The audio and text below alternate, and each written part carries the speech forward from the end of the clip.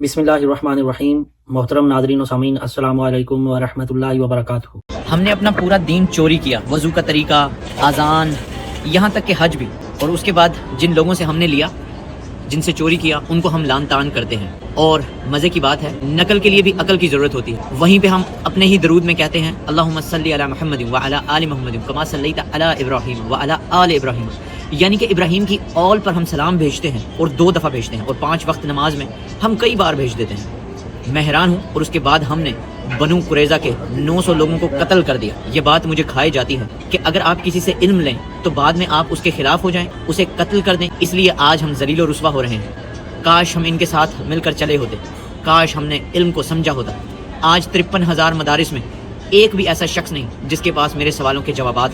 आज हम चुराया हुआ दीन रख रहे हैं और मुंह छुपाते फिर रहे हैं, क्योंकि हमारे पास अब सवालों के कोई जवाब नहीं। चुराई हुई चीज़ का कोई जवाब नहीं होता। पहले इस शख्स के बारे में थोड़ा सा जान लेते हैं, फिर इसके तमाम सवालों का जवाब देते हैं। इसका नाम इश्तियाक है, और ये जो लफ्ज़ जॉन है, इसने किसी और आदमी का चोरी किया है। ये शख्स कॉलेज में मेरे साथ पढ़ता था।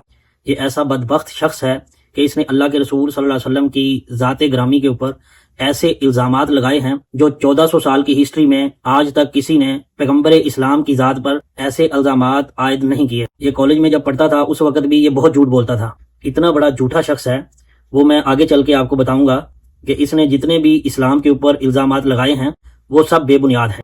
बाकी इसका ये दावा कि इस्लाम चोरी का मजहब है, नाउज़ुबिल्लाह, 53,000 मदारस इसका जवाब नहीं दे सकते। हमारे बहुत से उलमा इकराम इंटरनेट इस्तेमाल नहीं करते, और ये बंदा समझता है कि इसके सवालों का जवाब किसी के पास नहीं है, तो हम इसके तमाम सवालों का जवाब देंगे। आइए इसके एतराज़ात को अकल और इल्म की कसौटी पर रख कर चेक करते हैं। आपने ये भी झूठ बोला है और इल्मी खयानत से काम लिया है कि अल्लाह के रसूल सल्लल्लाहु अलैहि वसल्लम ने ये इल्म यहूदियों और ईसाइयों से सीखा था।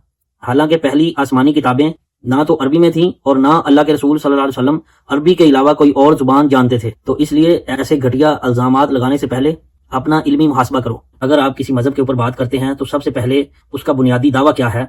जब तक आप इस बात को नहीं समझेंगे आपको लॉजिक समझ नहीं आएगी। इस्लाम कोई नया मजहब नहीं है। इस्लाम अल्लाह तबारक व तआला की तरफ से भेजे गए अहकामात का नाम है। इस्लाम ने कोई नया दावा नहीं किया। सूरतुल नहल की आयत नंबर 123 के अंदर अल्लाह तबारक व तआला ने फरमाया, फिर हमने आपकी तरफ वही की कि आप इब्राहीम अलैहिस्सलाम के दीन की पैरवी करें जो यकसू थे और मुशरिकों में से ना थे। इस्लाम का ये दावा है कि इस्लाम कोई नया मजहब नहीं है, बल्कि जो दीन अल्लाह ने सैयदना इब्राहीम अलैहिस्सलाम को दिया था वही दीन अपने पैगम्बर मोहम्मद रसूलुल्लाह सल्लल्लाहु अलैहि वसल्लम को दिया था। जब अल्लाह के रसूल सल्लल्लाहु अलैहि वसल्लम ने 40 साल ऐसे लोगों में गुजारे जो लोग अल्लाह के रसूल सल्लल्लाहु अलैहि वसल्लम को सादिक और अमीन के नाम से पुकारते थे। अल्लाह के रसूल सल्लल्लाहु अलैहि वसल्लम ने इसी बात को बुनियाद बनाकर दावा नबूवत किया। 1400 साल की तारीख इंसानी में किसी शख्स ने यह जुर्रत नहीं की कि वो इस्लाम के ऊपर इतना बड़ा इल्जाम लगा सके। सैयदना इब्राहीम अलैहिस्सलाम जिस दीन की पैरवी कर रहे थे, बाद में मुशरिकीन मक्का ने उसका चेहरा मसख कर दिया था। सैयदना इब्राहीम अलैहिस्सलाम के दुनिया से जाने के बाद मुशरिकीन ने उसमें शिरक डाल दिया था। अल्लाह के रसूल सल्लल्लाहु अलैहि वसल्लम ने उसको प्योरीफाई किया, और जो इब्राहीम अलैहिस्सलाम दीन लेकर आए थे वही दीन अल्लाह के रसूल सल्लल्लाहु अलैहि वसल्लम ने उसको फैलाया। मजहब इस्लाम बाकी मज़ाहब से मुख्तलिफ क्यों नहीं है?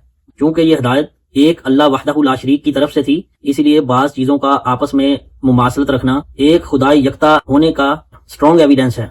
हमने अपना पूरा दीन चोरी किया, वज़ू का तरीका, आज़ान, यहाँ तक कि हज भी। ये इतना बड़ा झूठा और जाहिल शख्स है। आप इसकी इस बात से अंदाजा लगाएं कि ये कहता है कि अजान का तरीका पहले भी किसी मजहब में मौजूद था।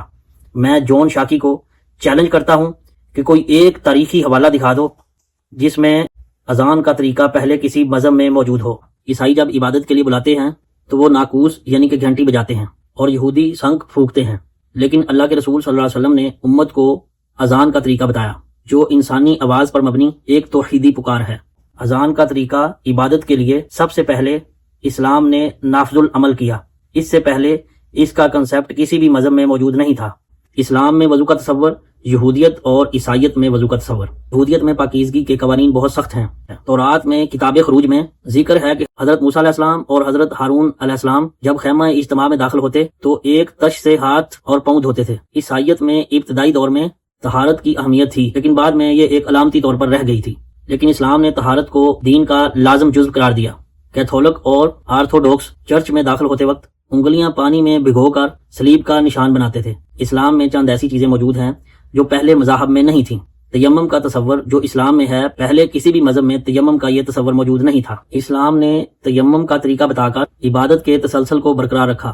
پچھلی امتوں میں یہ ضروری تھا کہ وہ اپنی مخصوص عبادت گاہوں، ہیکل، کلیسا یا معبد میں ہی جا کر عبادت کریں۔ اسلام نے یہ قید ختم کر دی، یعنی ایک مسلمان جو کھیتوں میں کام کر رہا ہے اور نماز کا ٹائم ہوا ہے اور نماز کے وقت اس کے پاس پانی بھی موجود نہیں ہے تو وہ تیمم کر کے نماز ادا کر سکتا ہے، بشرط یہ کہ وہ جگہ پاک ہو۔ اور بنو قریظہ کے معاملے میں آپ نے بہت بڑی علمی خیانت کی ہے۔ اگر آپ نے تاریخ پڑھی ہوتی تو آپ کو پتا ہوتا کہ اللہ کے رسول صلی اللہ علیہ وسلم نے بنو قریظہ کے لوگوں کو قتل کرنے کا حکم نہیں دیا تھا، بلکہ انہوں نے خود اپنے لیے یہ سزا مقرر کروائی تھی۔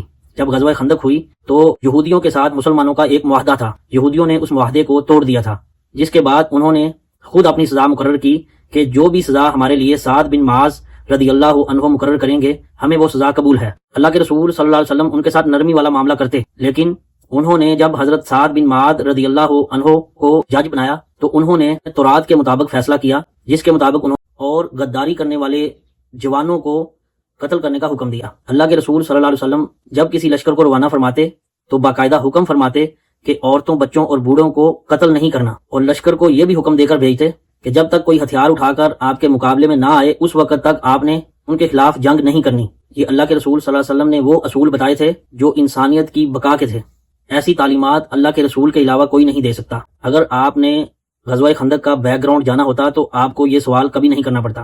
بعض تاریخی روایات کے اندر قتل ہونے والے افراد کی تعداد 400 سے 900 بتائی گئی ہے، لیکن یہ قتل کوئی عام قتل نہیں تھا۔ جس طرح کی سنگین غداری انہوں نے کی تھی، انہوں نے تو مسلمانوں کو قتل کروانے کا ایک پورا پلان کر لیا تھا۔ آپ کتنے بڑے انصاف کے ٹھیکیدار ہو، ہمیں اس بات سے آپ کا اندازہ لگ جاتا ہے۔ بنیامین نیتن یاہو جس نے پوری دنیا کا سکون تباہ کیا ہوا ہے، 900 غداروں کا قتل جس کی وجہ سے آپ کو نیند نہیں آتی، اور فلسطین کے سینکڑوں معصوم بچے، نہتھی عورتیں، بوڑھے اور مردوں کو ناحق قتل کرنے کے اوپر تم نے کبھی اظہار تشویش نہیں کیا۔ آج تک تم نے اس کے اوپر کبھی ویڈیو نہیں بنائی، اس کی مخالفت نہیں کی۔ یہ ڈبل سٹینڈرڈ کیوں؟ اسلام پر تنقید کرنے سے پہلے اپنی ہسٹری کی سٹڈی کو سٹرونگ کرو۔ میں آپ کو ایک مشورہ دیتا ہوں کہ اگر آپ کو ویو لینے کا اتنا شوق ہے تو آپ ایک چمٹا پکڑو، اور آپ کا حلیہ بھی مراسیوں والا ہے، آپ کو اسپیشل کوئی حلیہ بنانے کی ضرورت نہیں ہے۔ کسی بھی آدمی سے ٹریننگ لو اور اس کے بعد اپنے کام کا آغاز کرو۔ آپ جو باتیں اسلام کے اوپر کرتے ہو جو کہ آپ کی علمی خیانت اور جہالت پر مبنی ہیں،